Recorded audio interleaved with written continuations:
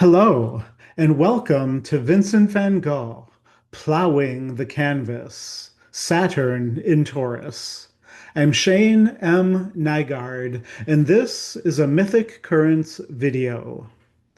Chiron has recently entered Taurus, and I was thinking about what I wanted to say about it.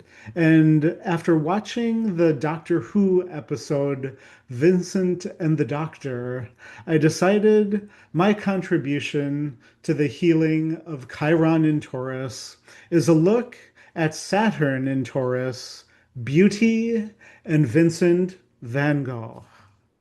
This video contains an image of Saturn I explored in Saturn and Gravity before the bird can fly. Saturn as sacred gravity, drawing us toward the heart of the chart and into relationship with what gives life weight. Here, Saturn is not the moralistic taskmaster who tests and punishes. Saturn gathers, it grounds, it shapes, and gives form. Vincent van Gogh invites us to ask, what happens when weight becomes beauty? To follow that question, we begin where he so often began, with the earth beneath his feet. If beauty must become real, it must enter matter, and matter begins with earth. Earth receives the foot, it bears the body, feeds the living, and takes the dead back into itself. It is where we walk, build, bury, plant, and wait. Earth gives life, but it rarely yields without labor. The seed must be buried, the field must be opened. Stone, clay, wood, and pigment must all be worked by the hand.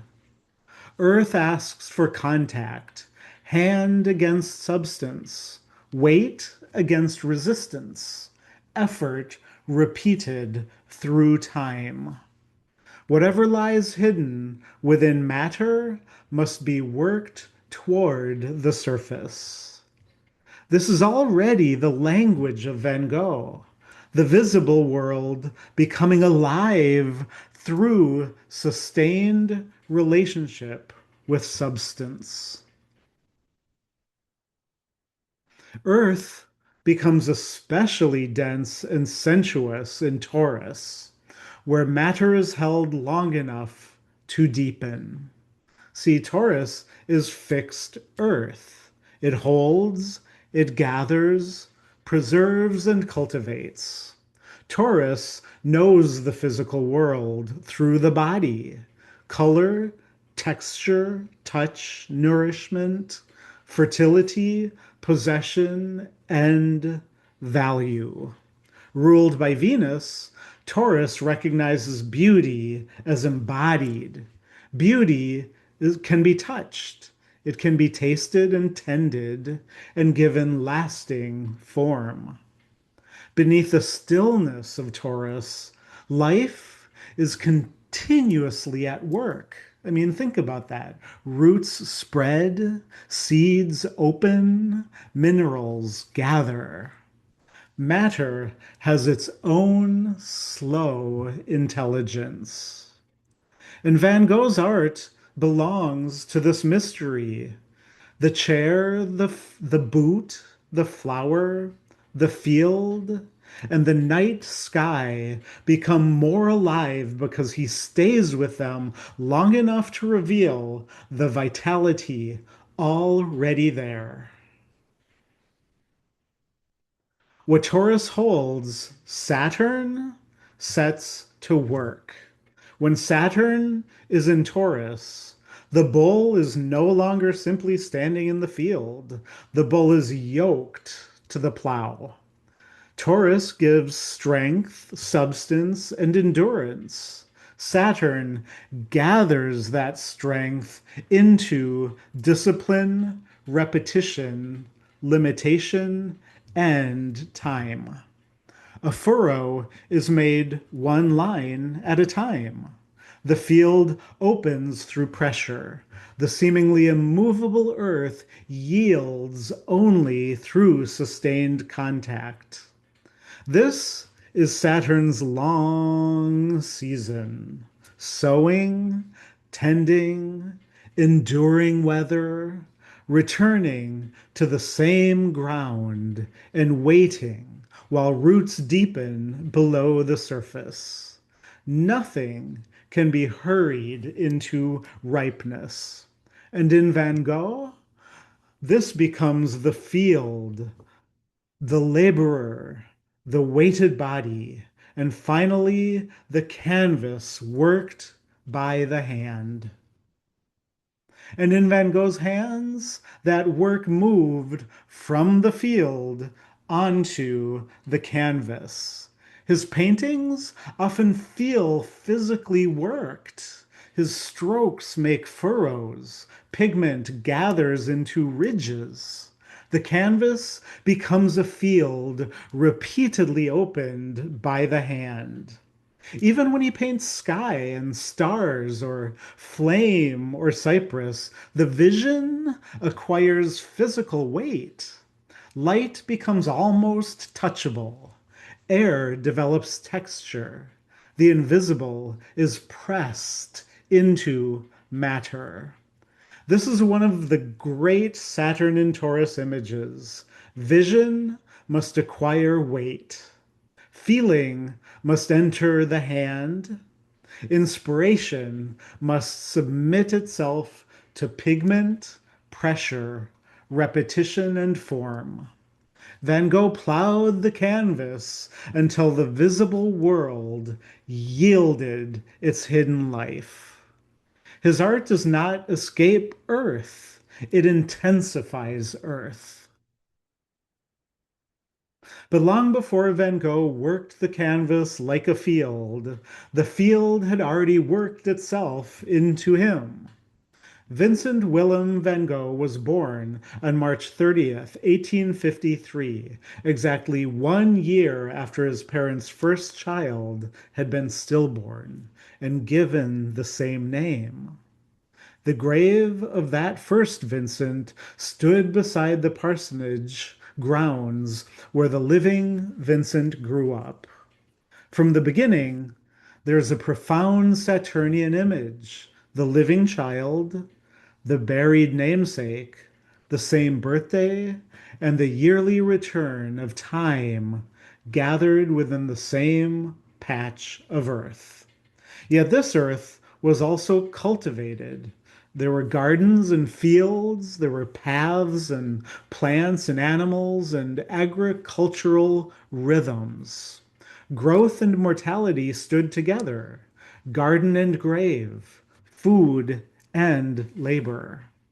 Before Van Gogh ever plowed a canvas, earth had already furrowed itself into him.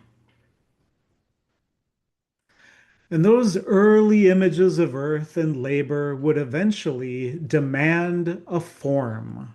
By 1880, Van Gogh had moved through several possible lives: art dealer, teacher, bookseller, theology student, and evangelical worker. Each path reached its limit or proved unable to contain the full weight of his calling. Saturn's scythe moves quietly through these years, cutting down forms whose season had completed so another crop could grow. What survived was Van Gogh's need to bear witness. In the Borinage, drawing became another way to remain close to lives shaped by labor and hardship. The religious impulse Van Gogh had did not vanish. It entered another form. And by his first Saturn return, he was renting a studio, practicing intensely, and studying bodies, perspective, watercolor, oils, and figures of labor. The image had to pass through the hand. So Saturn in Taurus. As the image entered the hand, Van Gogh's whole life began to gather around the work. Saturn is often imagined as the planet that blocks, delays, denies, and weighs us down. But gravity gives us another image. Gravity does not punish, gravity draws. For Van Gogh, earlier vocations were not meaningless failures that he had to redo a Saturn task again and again until he got it right. His art dealing, teaching, books, religion, and witness, they all carried something that would later enter the paintings. Saturn's scythe cut away forms whose season had completed, while gravity drew their hidden harvest toward the canvas. It's just an incredible way to reimagine Saturn here, because here Saturn becomes the keeper of seasons, the reaper who recognizes when a season has ended, even if it's a very short moment in life, and the gravity that gathers a life toward the place where beauty must become real.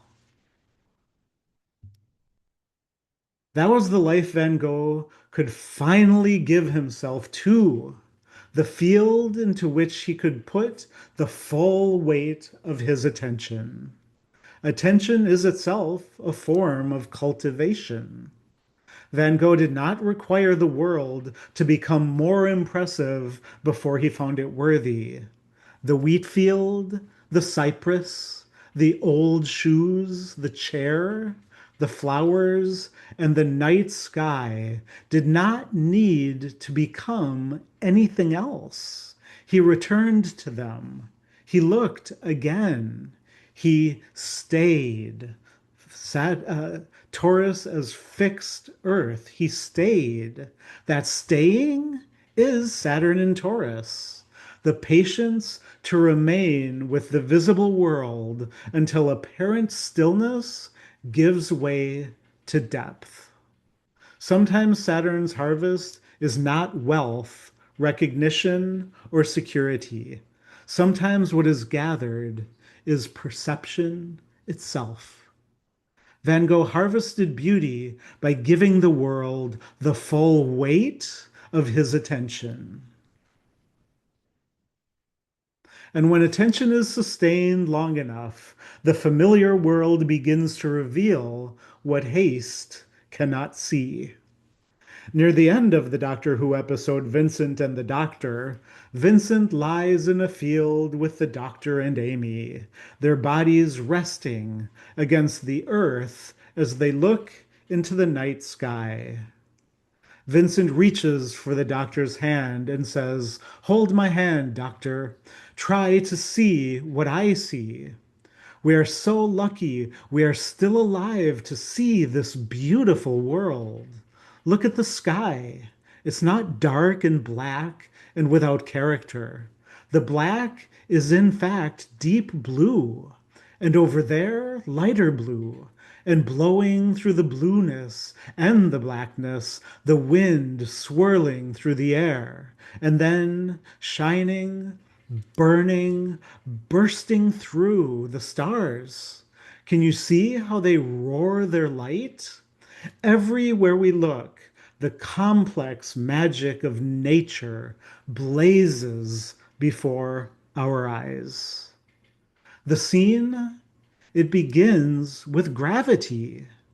Vincent does not stand above the landscape. He lies upon the ground, held by the earth, and asks another person to join him through touch. Everything about it is so Taurus. Even when he turns toward the sky, his vision does not abandon matter. This is Saturn in Taurus as perception, patience revealing hidden color and depth.